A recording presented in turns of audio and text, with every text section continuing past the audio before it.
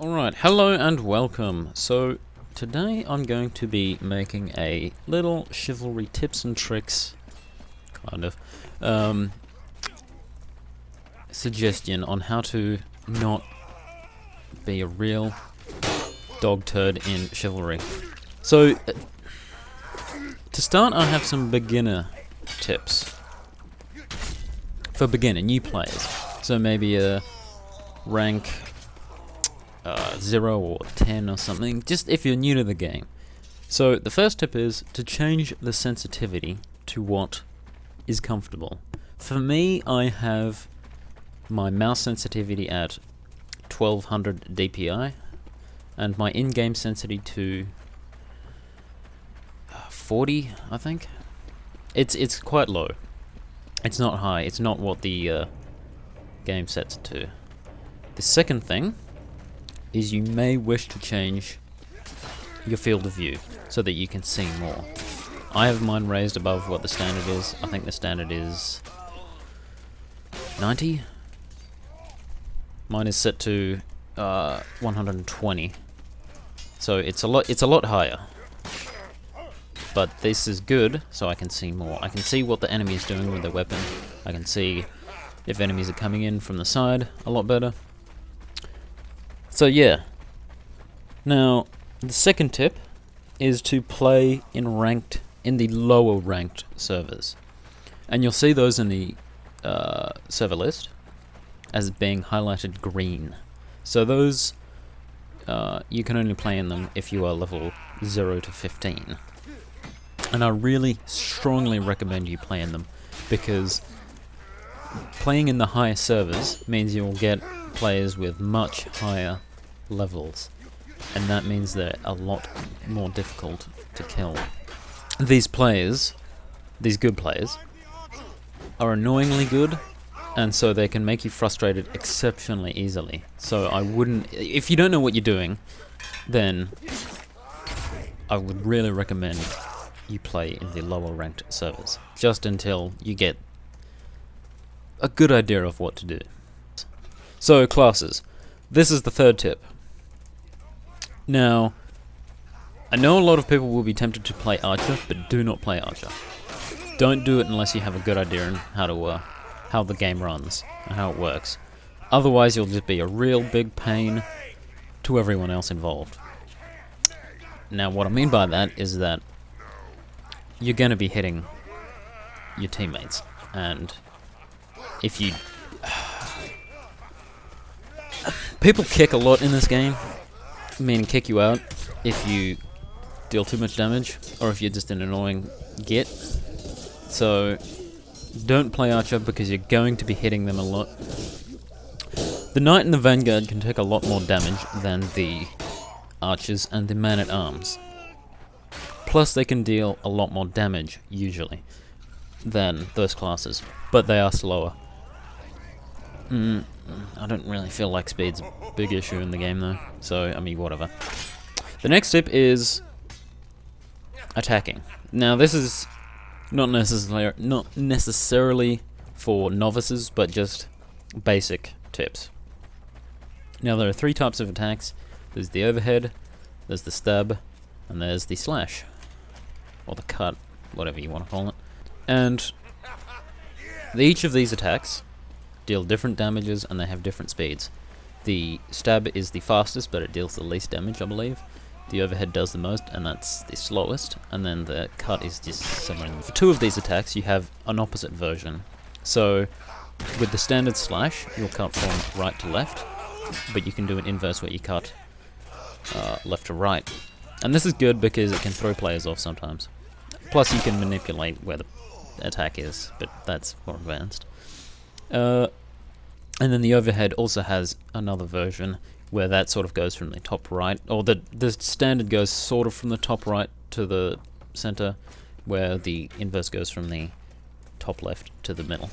I don't know that there's a great deal of advantage to the inverse overhead, but you know, use it if you want. Now, stabs and overheads are the best attack to use in like group fights. If you're fighting in a group with allies, it's best to use those. Otherwise, you're going to be hitting your friends and causing them damage as well as the enemy, and that's not what you want. You don't want to be doing that. Otherwise, like I said, you're gonna get kicked, or people are just gonna start attacking you because you're, pissing them off. So don't do that. Unless you can manipulate your blade a lot better. And this is a very... The team damage in this game is often... A lot of servers will have it reduced, so you might do 60% team damage, so you won't kill your allies as easily as the enemy, but others will have it as 100%, which is good, in my opinion, because that means if you suck, you're gonna get kicked, because no one wants to get hit by their allies, and when they're trying to do the same thing. You can chain attacks, and it's highly recommended, and it's kind of required to be skilled to chain your attacks. So, to chain attack, you'll notice the reticule in the center will do this crazy shit, and then you can follow through with your attack with another one, instead of having to wait to attack with it again. So instead of doing it like a slash and then waiting like half a second to do another slash, you can go straight into another attack if you follow through. This is all about timing, and you just sort of get used to it. But you'll if you just like practice a little bit, trying with the timing and trying to get the attacks to follow through, then it's pretty easy to do. Anyway, so that's the attacking for the basic attacking. There's more advanced attacks, but I won't go into them. I'll do that in the next video. Blocking. You might think blocking is a bit simple. That all you have to do is, right mouse and you've blocked. But it can be actually quite complex. Now there's two types of blocks, I guess. There's with the shield and just with the weapon. We'll talk about the weapon first. So you cannot hold the weapon up to block like you can with a shield. You tap it and then it will block quickly. And then it'll go away just as quickly.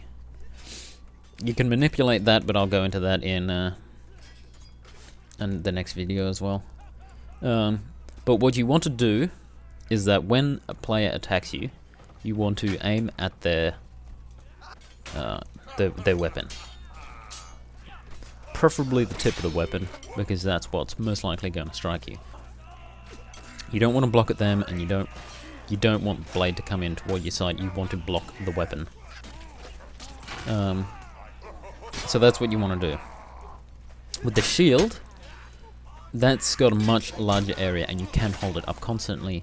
Holding it up constantly will cost you stamina, though. So you don't want to do that. Plus, another disadvantage to holding the shield up constantly is that you can get kicked. Not from the game, but people will kick you and that will stun you. And that's not something you want. Because when you're stunned, you can't block their attack for the few seconds that it's up. So, unless an attack is incoming with the shield, keep it down. Now, this is probably going to be a lot significantly difficult for a lot of players, but try to block at the end of the attack, not the moment they begin their wind-up. I know it's going to be difficult, but you really want to try and block at the end of the attack, not at the start, because they can do fancy things in which you'll still block, but you won't block their attack. Next thing is don't panic block.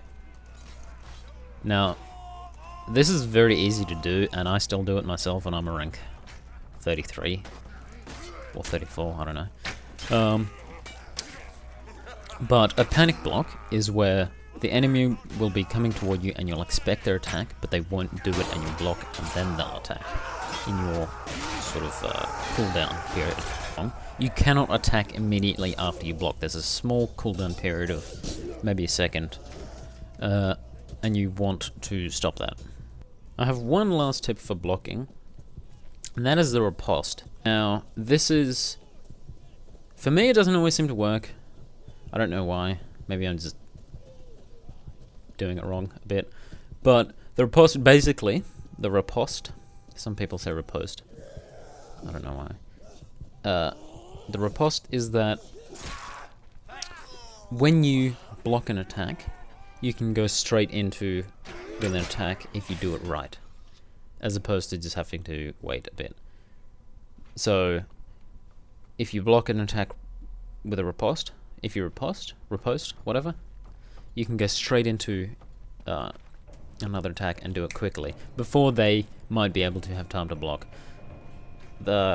Sometimes there's a disadvantage to this, and that is you'll be sort of locked into a duel of ripostes where you're just going to be going back and forth really quickly with all of this, and it can get tiring. So maybe you'll have to trade, which is where you don't block and you let them attack you for you to attack them. I really don't recommend you trade though, unless you can tell that they're going to die, and that's when they have a lot of blood on them. The next tip is specials. So there are two kinds of specials, and that's for the Man-at-Arms and the Vanguard. The Man-at-Arms, he has a dodge. He can dodge your attacks. At the cost of stamina, you can dodge. With, I think the standard button is V, or you can double tap the direction you want to dodge. I've rebound R for it, but that often means that I can't really dodge right, unfortunately, so I probably should rebind that. You don't want to be constantly dodging because the Man-at-Arms doesn't have a lot of stamina, and dodging uses a lot of it. So you can do a few dodges, but if you're blocking and all of this stuff, you're going to run out of stamina quickly, and then you'll get staggered and they'll be able to hit you. So there's dodging, and this is very good at times. You probably don't want to dodge to the left and right, but forward and back, so you can dodge forward to stab them faster, or dodge back to get out of their attack. Sometimes, depending on the direction of their weapon or their attack, you can dodge left or right, but just be wary of that. Now, the Vanguard charge is a pain in the ass. It's such a fan favorite of newer players. God damn it. This is like half the reason why I have to make these tips, is because of this damn charge. Newer players will Vanguard charge into an enemy attacking their allies, and it is such a pain in the ass. Like, I strongly suggest you do not do this. People will rage at you very quickly. Such as myself. So that's everything. But yeah, these are the basic tips that I recommend for new players to follow. There are much more advanced tips, and I'll cover those in the next video. I don't know, if you like this, then like it and subscribe. Leave a comment if you feel like I've missed anything that new players should know, or if you're just the scrub lord, then, you know, get wrecked.